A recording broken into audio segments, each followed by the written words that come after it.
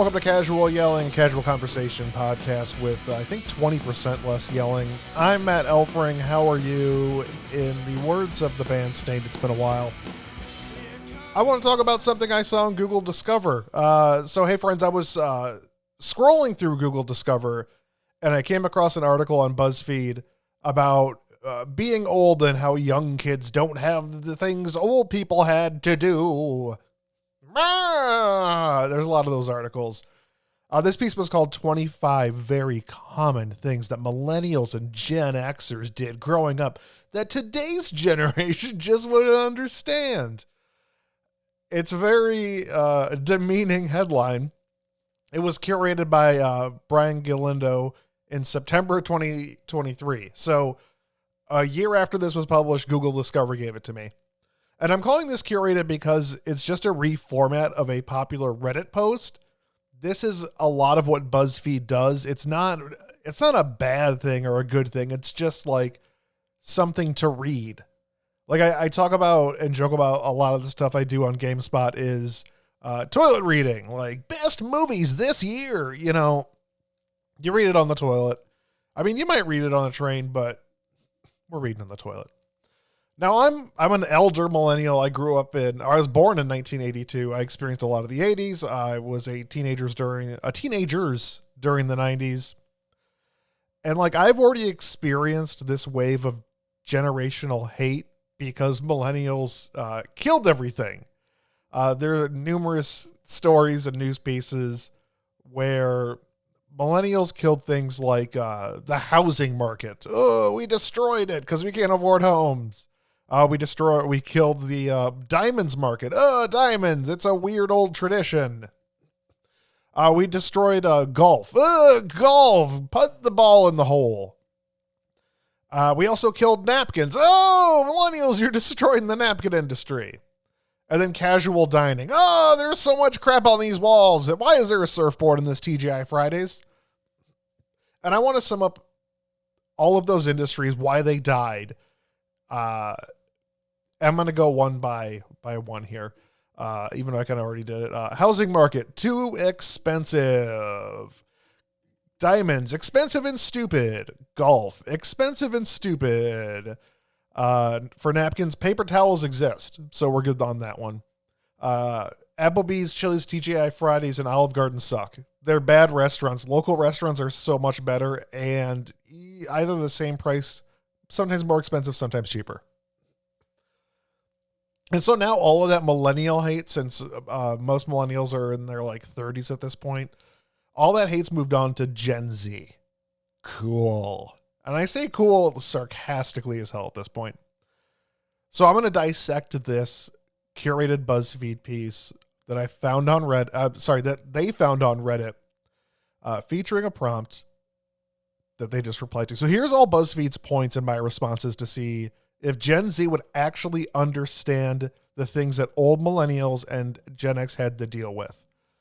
Remember, the prompt for this piece is these are things Gen Z would not understand. We're going by that, not by the fact that they probably won't experience those experiences.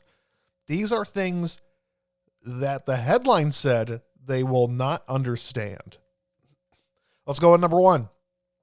Spending hours making mixtapes from the radio and waiting for your favorite song to play on the radio just to hit record. First off, get rid of one of those radios in that sentence. So I remember as a kid prank calling B96 over and over again to tell them to play I Saw the Sign by Ace of Base. Did I like Ace of Base? Not at all. But I like telling a person over the phone that I wanted to hear it like every 5 minutes. I would call nonstop, be like, hey man, can you play I Saw the Sign by Ace of Base? And they were always like, yeah, we'll put it on there. And then like 10% of the time, like, it just played, you just missed it. I'm like, oh, play it again. I would spend time waiting for a song to play on like our stereo system, and stereo systems back then were like ridiculously big. Like it had the record player on top, the control system in the middle, then the bottom would be cassettes. And later on you would add the CD player, but at this point in time it was just cassettes. CD players were for the most rich people in the world. So I'd stand in front of that stereo system with a cassette in, and I'd like wait for like a Smashing Pumpkins song or Kid and Play song to come on. Then I'd hit record. And it was the biggest waste of time because I ain't going to hurt nobody. I'm just dancing, y'all. It's not really about patience. It's just about waiting a random amount of time and prank calling B96 and hoping Q101 plays the song today. These are Chicago radio stations, so, or WGCI to play Brenda's Gotta Be by Tupac. So would today's generation understand this concept? Yes, they'd understand it and they would hate it because all of us hated it. Was it kind of exciting? Yes, but it sucked. Number 2, organized my activities around TV show times because once the programming was shown, there were no reruns the next day, no VCR, no internet or streaming, nothing. You snooze, you lose. That's the point that they made. So for a long, long time, this is directed to you younger generations. There were three main channels, the big three. There was ABC, CBS, and NBC.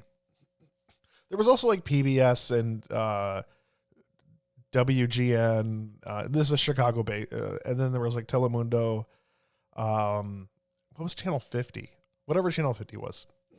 Eventually Fox came around. That was Channel 32 for us. And that was it. It was essentially the big three and then Fox. So this was during most of the 80s. I remember having a VCR. But like primarily for these shows, you know, you did watch it live. Water cooler moments, we used to call it. Like the next day at work, you would talk about what was on yesterday's programming. Yesterday on NBC, Seinfeld did a wacky bit.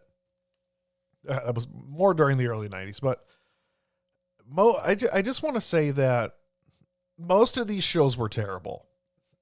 Like you look back and watch most of these sitcoms that aired during that time, or dramas, or there wasn't really action, but it was dramas. They're all kind of bad. You got it, dude. Did I do that? Like it was all based on catchphrases for sitcoms. The stories were bland and terrible. Family Matters had some good stories. I just want to point that out. Fresh Prince had some good stories. I don't know, like Step by Step.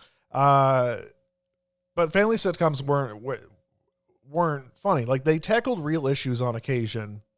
But aside from like those few handfuls of episodes, none of them really had memorable moments. Like no one today is talking about Cheers. Hey, remember Norm from Cheers? No one's talking about that anymore. But here's the thing. Here's the problem I have with that statement of there's no reruns or whatever. There were reruns.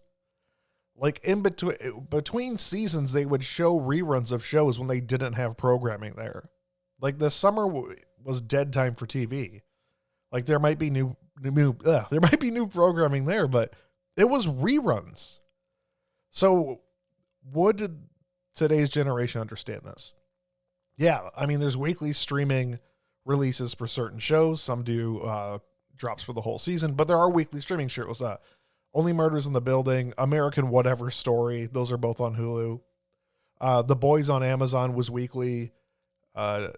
I think Netflix does like some of the reality shows are weekly, like The Circle.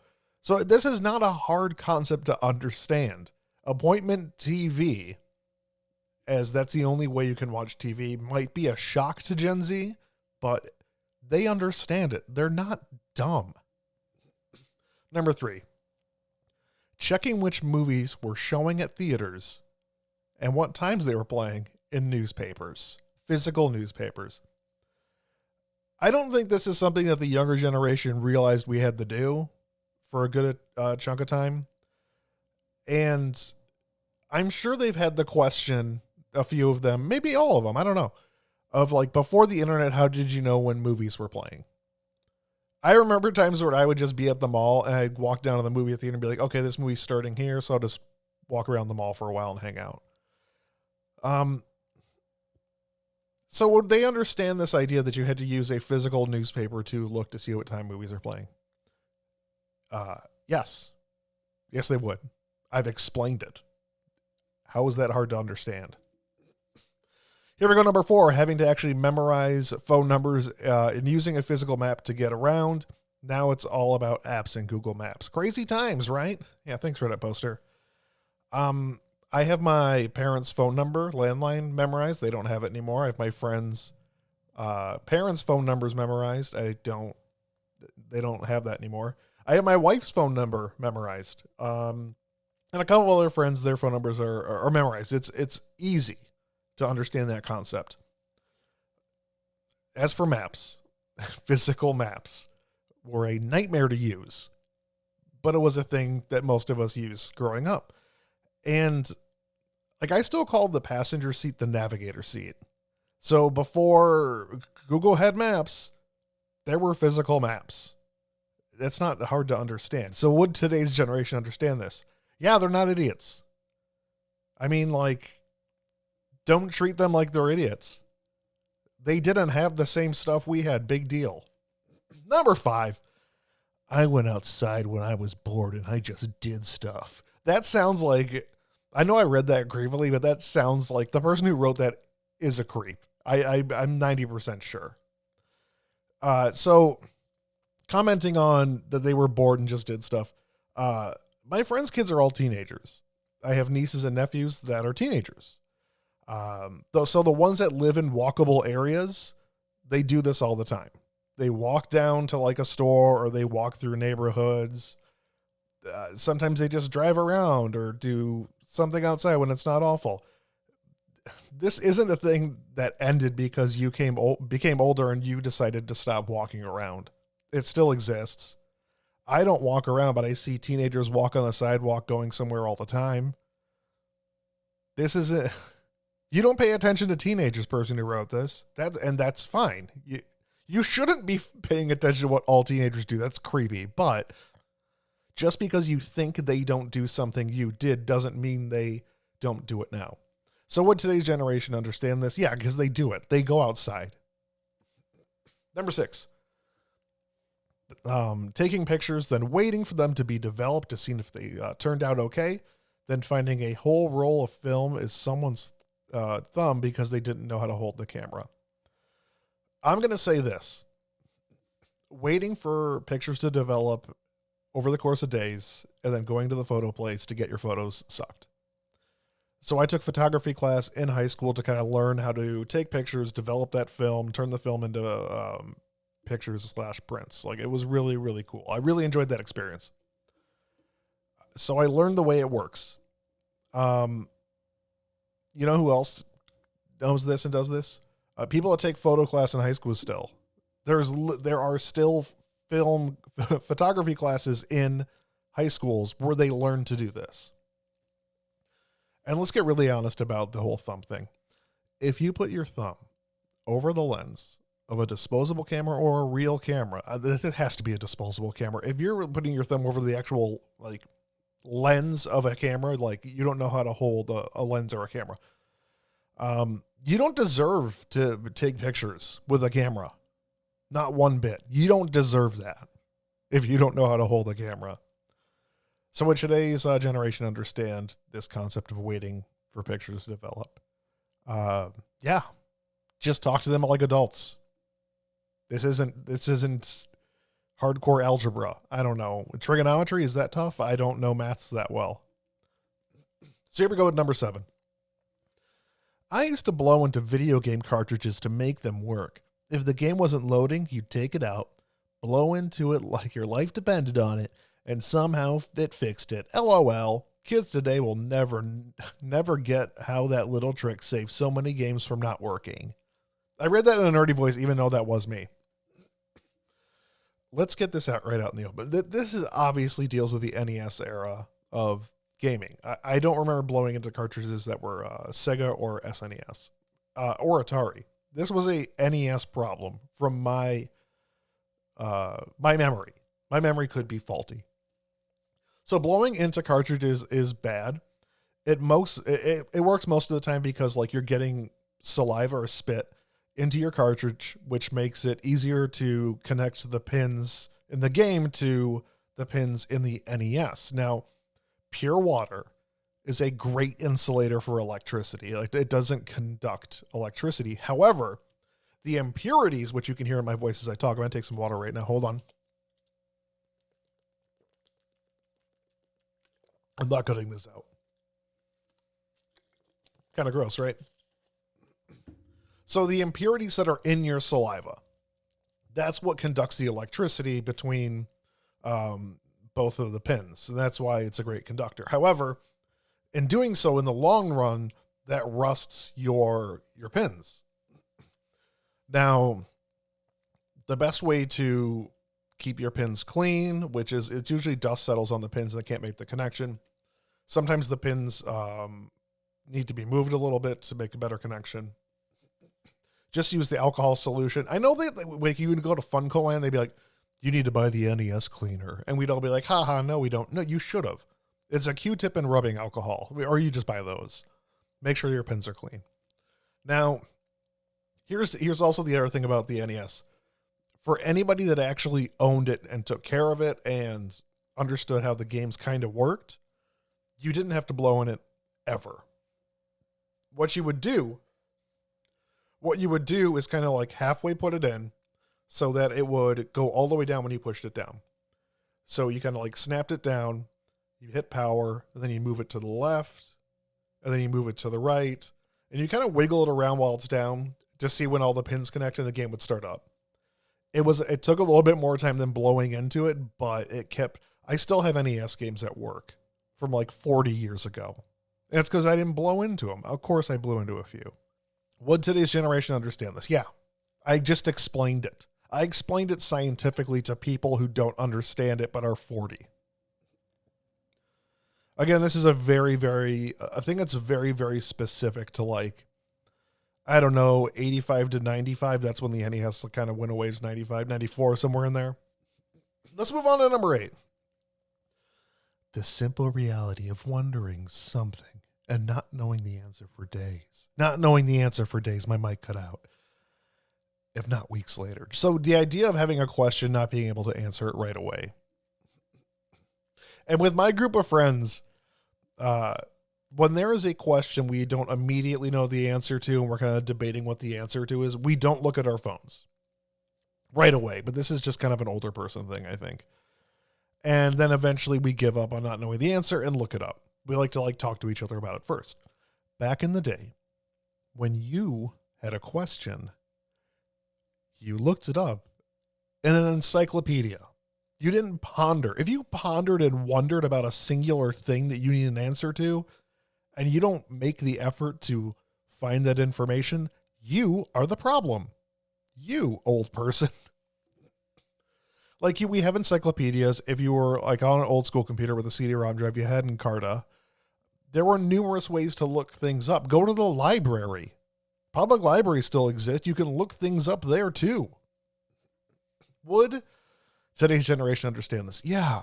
They know there was a time before the internet. Come on. Number 8, having to use TV Guide to know what is going to be on TV. So newspapers also had this. TV Guide was a separate thing you purchased that just had TV times. There's also the idea you just knew when appointment TV was on. You knew Seinfeld was on at this time. You knew Cheers was on at this time. You knew, if we're going back to the 70s, Starsky and Hutch was on this time. This is why I love football, NFL, because I know when it's on no matter what. It's, it's Sundays at noon, or Sundays at 3, or Sundays at 7, or Monday at 7, or Thursday. You basically know when football's on. But in addition to that, you could turn on any of the networks if you were curious about when the shows were going to air and wait till a commercial pops up, and the commercial would tell you when the show airs. You didn't have to get secondary source material in order to figure out when things were on. Yes, it was helpful to have a newspaper or a TV guide. I never purchased a TV guide, but I understand that concept of having to get secondary material to find out what show is on when. Before the cable scrolling thing came around that showed you all the show times. Would today's generation understand this concept? Yes. Number 10, having to converse with your crush / significant other's parents in order to talk to your crush / significant other, because we all had home phones and parents always picked up first. And then a laughing, crying emoji. I want to tell you this. It was terrifying to call a girl you had a crush on because you know their mom or dad was going to answer. And now teens can connect to each other through cell phones, via texting or apps or whatever. I know they don't call each other. Most of them. So I married my my girlfriend from high school. We started dating when she was a freshman and I was a junior. And to this day, her father terrifies me. I always remember when I would call the house and hoping her mom would pick up because her mom liked me more and her father was more protective. So the idea of still talking to her father when I am 42 and been with his daughter since 1999, it's still scary. 25 years later, I'm still terrified. Would today's generation understand this concept? Yes, I just explained it. Can you just, people that, I guess the person that came up with the headline more so than the people that contributed to Reddit. Did you try talking to people like adults? Or just, I don't know, talking to people like they're human? Anyways, 11. I used to buy cigarettes for my mom and got to keep the change. I used the change to buy candy that day or wait until the next time to get soda and candy. I used to get clear cream soda and with dropped M&Ms. Yummy. All right. I'm going to admit something here. When I was a teenager, this is how I bought cigarettes for myself. I went to the local mom and pop shop. You don't go to like the grocery store or gas station. Mom and pop shop, which I don't think exists as much anymore. And then you told them I was there to buy my dad's cigarettes. Sorry, Dad. I know you've never smoked, but that's what I said. And then the store would give them to me and let me buy them. And I knew other kids that also did this because we knew all the stores where you could do this. Yes, there were people that had to do this. They bought their parents cigarettes. As a teenager, I also did this. Would today's generation understand this? Yeah, but then you'd get a dirty look because smoking is now seen. It's now seen as very, very gross, and it's for gross old people because smoking is awful. Number 12. Calling a number to find out the time or temperature. Okay, so I'm 42 years old. We've already discussed this part. And I don't understand why people did this. Why would you call to find out the time when clocks exist? You can just put a clock in your home or maybe go crazy and put 3 clocks in. And then you just look up at a clock and you're like, oh, it's this time. For weather, you could watch the news. Oh, I wonder what the temperature is like outside. I don't know. Open a door. Is it going to rain right now? I don't know. Look at the sky. This calling for time and weather is the dumbest thing in the world. Okay. But today's generation understand this. Yeah. I mean, I would have to explain to today's generation, like, yes, I think this is stupid. And the people who did do this were probably stupid. Let's get to 13. Snow lasts most of the winter. I grew up in New Jersey where we would get some epic snow caves and regularly get 18 plus inch storms. My kids are lucky to see good 6 inches this season. All right. I need to unpack a lot here. This is revisionist history. So I remember snowfalls that we're talking about Illinois, 88 through 89 and 89 through 90 or 91. I think I meant to say 90 through 91. I remember those being like the snowiest years ever. Like I did build like tunnels and I had a lot of fun playing in the snow. Now, remembering that, I decided like maybe I should research and see like how much snowfall we got that year or those years. So according to reports of yearly snowfalls in Illinois from weather.com, those previously mentioned years weren't record-breaking by any means. Out of the top 10 years of the highest amount of snowfall in Illinois, only one top 10 years. So the top 10 years, only one was from my childhood when I was 2. So the years that I remember it being the most snowy, they were not.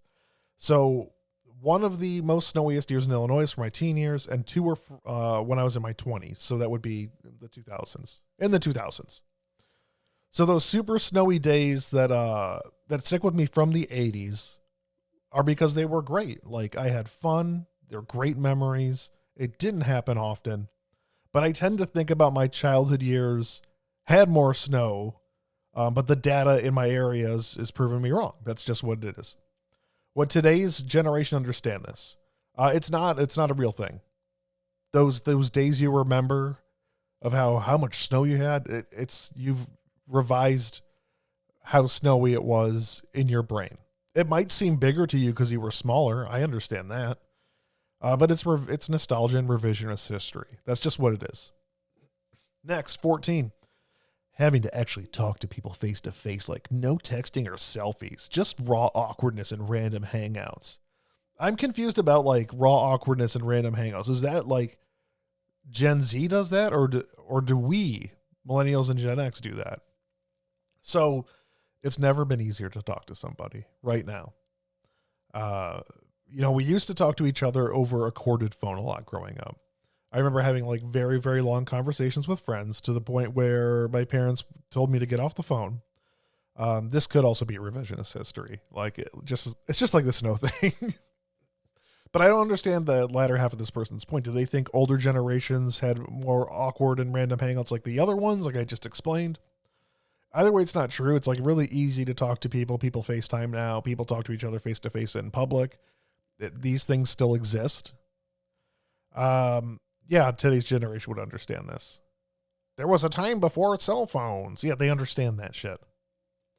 Number 15, browsing through the Sears Wish Book catalog for toys. That was good times. I want to point something out right now. My son, who was a child, who likes toys, and can kind of read and write, he literally just did this with the Amazon toy book and the Target toy book. He doesn't know that there was a Sears catalog because Sears is not a thing that exists. He's been to Toys R Us. There was a Toys R Us book. He's been to Toys R Us twice, but he was a baby. He doesn't remember it. You know what else he doesn't remember? Venture or Montgomery Wards. Do you remember those?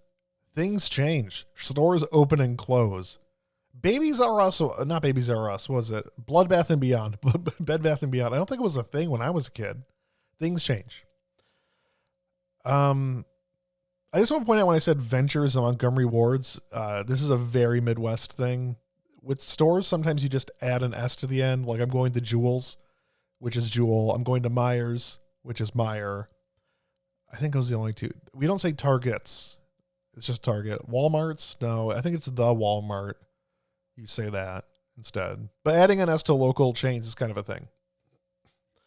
So would today's generation understand this whole toy catalog thing and circling things you want for Christmas or birthdays? Yes, they would.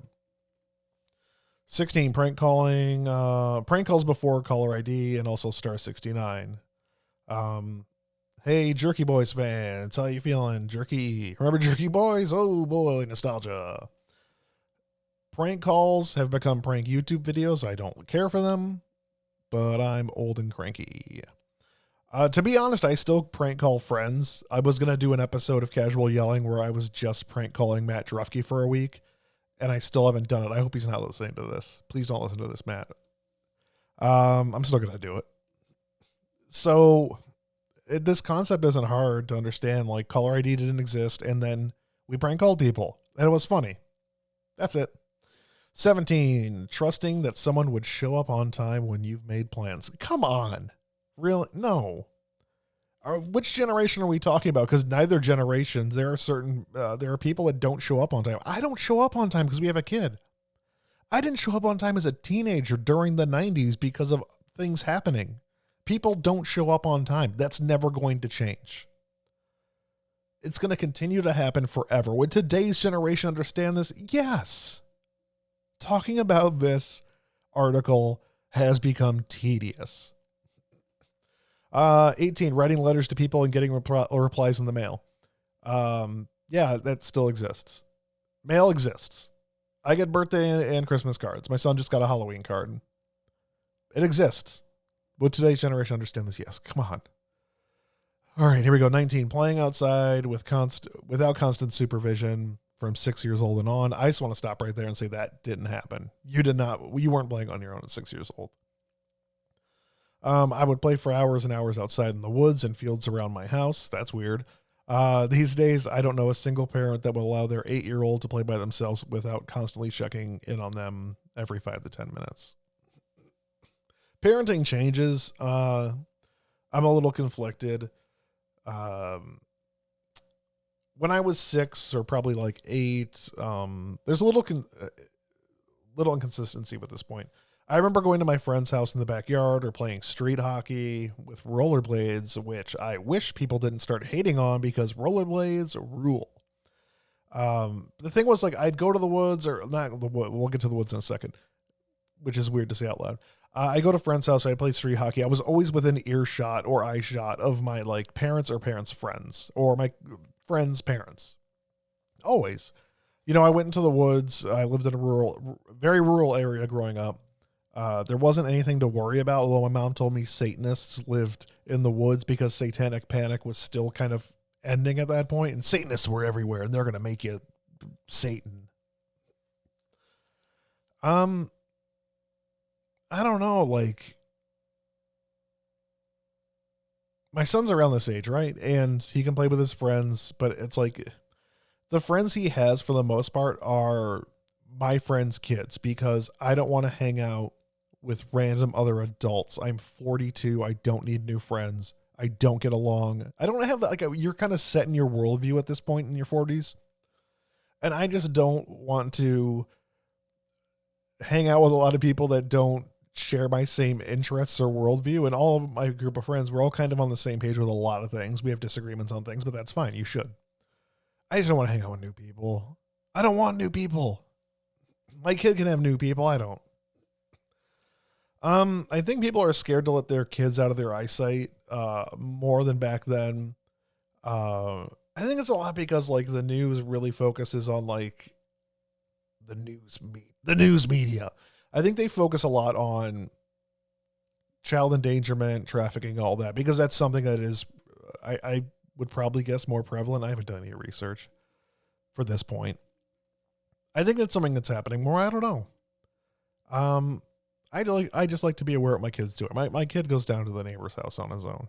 Like, it's fine. Other parents sometimes do this. Everybody raises their kids differently. But today's generation understands that, sure. Number 20, having to manually crank down the car windows.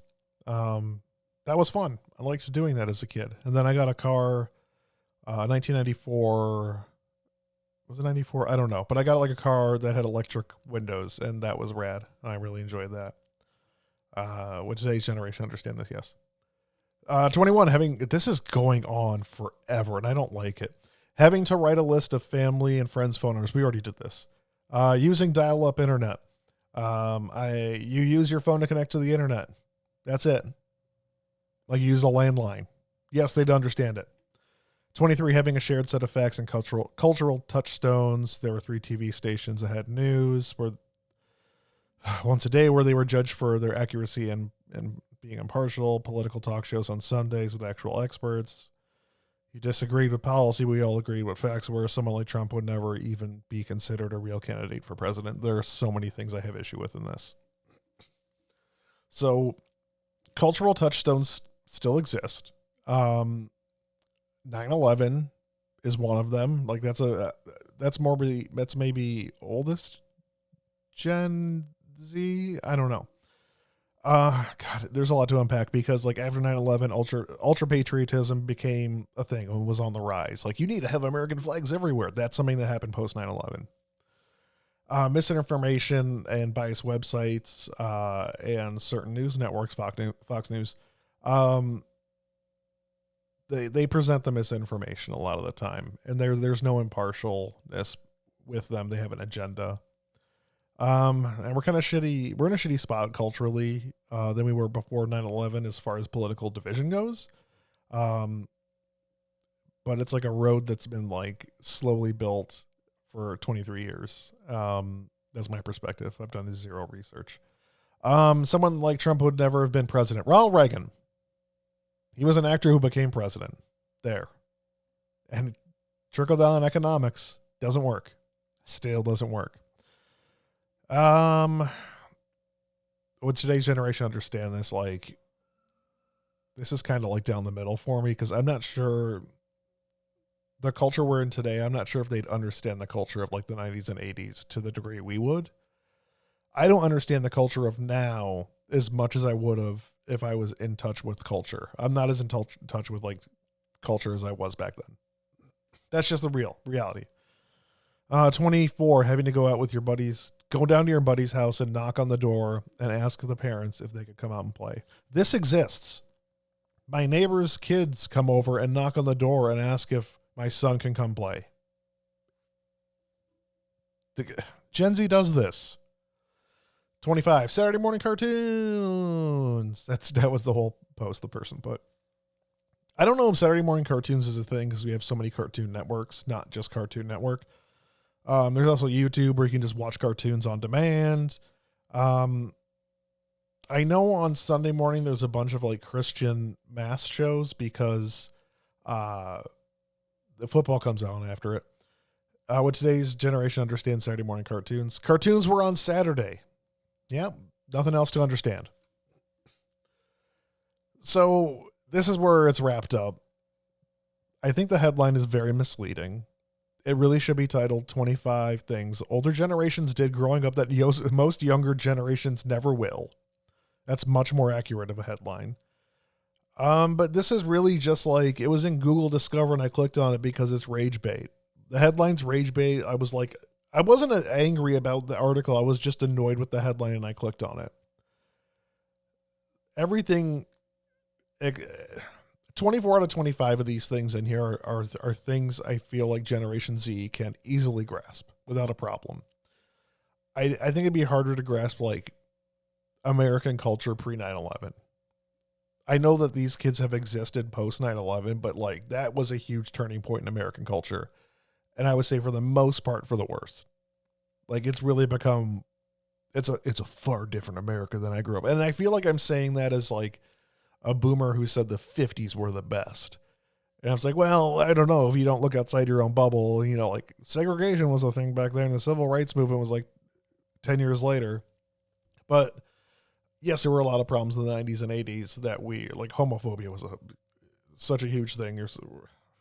Racism is always, I don't want to say it's always going to exist in this country, but like we're not making the efforts to move forward, I feel like. But when it comes to like ultra patriotism and political divide, it is a million times worse now than it was pre 9/11. That's where I'm going to stay on that one.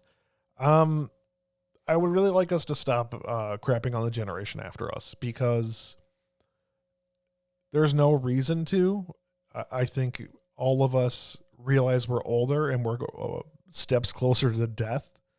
That's really messed up and like not a fun thing to say, but yeah, we're getting older and we're getting closer to death. So like we look at the generation coming up after us and we're jealous that they have a longer life, not a longer life, but they're going to outlive us. The younger generation is going to outlive us. We're jealous and angry about that. And so we make pieces belittling them as much as possible. And I think that's bullshit. 1,000,000% bullshit. And that's where I'm ending it this week. Please subscribe to me on Substack. I'm at elfring.substack.com. I'm on Patreon as well, where I'm doing, it's called 10-Minute Review. I play a video game for 10 minutes and then I write a review and do a video of a review. I don't write. I just do a video of the review. And the first episode was 5 minutes long. So I played for 10 minutes and then I reviewed it for 5. Anyways, that's about it. Thank you so much for listening and I will see you soon. Bye.